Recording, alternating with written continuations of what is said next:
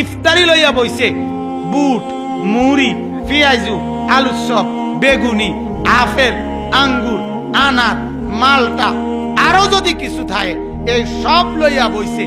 এরপরে যদি দেখে শুধু বেগুনিটা নাই, বেডিরে কইব সারাদিন কিতা করছ, কটা বেগুনি বানাইতে না, একটা রোজা রাখছি। আরে বাপরে, আমার একটা রোজা রাখছে। যেতুটি আইটেম লইয়া বইছেন আমনে, এর চাইতে ভালো আছিল আপনি দুইটা পরোটাই খাইতেন সকালবেলা।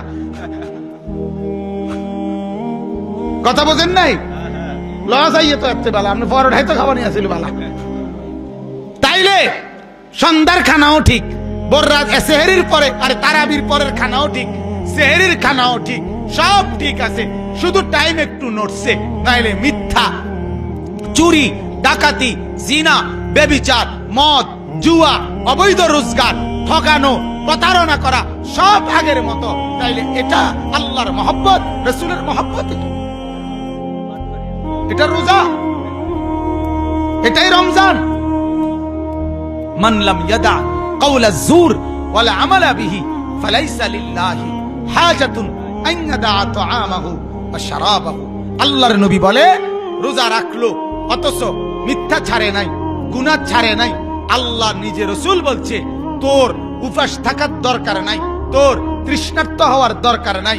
মদখোর, ঘুষখোর, সুদখোর, হারামখোর, জিনাখোর, বেবিচারী, বেহায়া, বেপর্দা নারী, নাটক, সিনেমা আর যুবক, অশ্লীল ছবি দেখো যারা, উলঙ্গ ছবি দেখবা যারা, রমজান মাসেও যারা গুনাহ করবা, তুই ভাত খাইস দুপুরে, তুই সকালে নাস্তা খাইস, খোদার অসুবিধা নাই। আল্লাহ বলে, তুই 11 মাস ধরে খাওয়াইতে পারলে আমি এখনো খাওয়াইতে পারুম, তুই উপাস থাকিস না, উপাস থাকিস না, খাইস তুই। ওই বেপর্দা নারীরে বলিস, তুই না খাইয়ে যাইস না মার্কেটে, খাইয়ে যা, ভাত দুগা খাইয়ে যা। আর এই ভাত দুগার লেগে আটকিত না আল্লাহ। কথা বলেন না কেন? সব সিটারি যেহেতু চলতে আছে, তারে ভাত দুগার লেগে খোঁটা দিয়ে কিতা করবি? হ্যাঁ, কি দরকার? আর যা, আমি তো শক্ত কথা বলি।